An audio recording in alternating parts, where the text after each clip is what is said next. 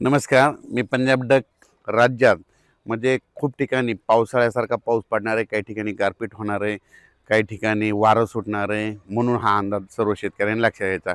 सुरुवातीला आपण काय करू पाहू आपण सुरुवातीला सांगतो.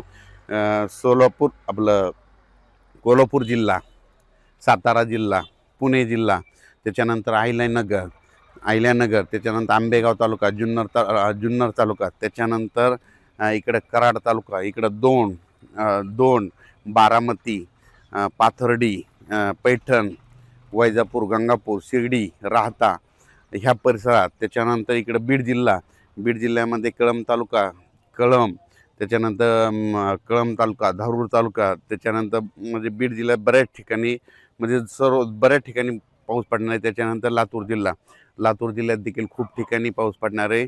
म्हणून हा अंदाज सर्व शेतकऱ्यांना लक्ष द्यायचा. नांदेड जिल्ह्यात देखील पाऊस पडणार आहे, म्हणजे 20 ते 26 दरम्यान. म्हणून हा शेतकऱ्यांना अंदाज घ्यायचा. गारपीट देखील होणार आहे, पाऊस देखील पडणार आहे. लातूर जिल्ह्यात देखील गारपीट होणार आहे, बीड जिल्ह्यात देखील गारपीट होणार आहे, अहिल्यानगरकडे देखील खूप गारपीट होणार आहे. त्याच्यानंतर बारामती त्या साईडनं तर खूप गारपीट होणार आहे. बारामती पुणे जिल्ह्यात खूप गारपीट होणार आहे. त्याच्यानंतर संगमनेर त्या भागात देखील खूप गारपीट होणार आहे. त्याच्यानंतर नंदुरबार जिल्हा, धुळे जिल्हा, जळगाव जिल्हा, संभाजीनगर, जालना, परभणी, बुलढाणा जिल्हा, त्याच्यानंतर नांदेड जिल्हा, हिंगोली जिल्हा, ह्या भागात देखील 20 ते 26 एप्रिलच्या दरम्यान पाऊस पडणार आहे. म्हणून हा अंदाज सर्व शेतकऱ्यांनी लक्षात घ्यायचा.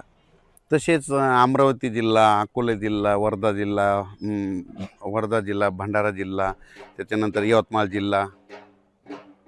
जिल्हा, त्याच्यानंतर नांदेड जिल्हा, ह्या परिसरात बी पाऊस पडणार आहे. पण तिकडल्या प्रमाणात म्हणजे खूप कमी राहणार, तिकडे जरा जास्त राहणार नाही अवकाळी. म्हणून हे अंदाज लागायचा.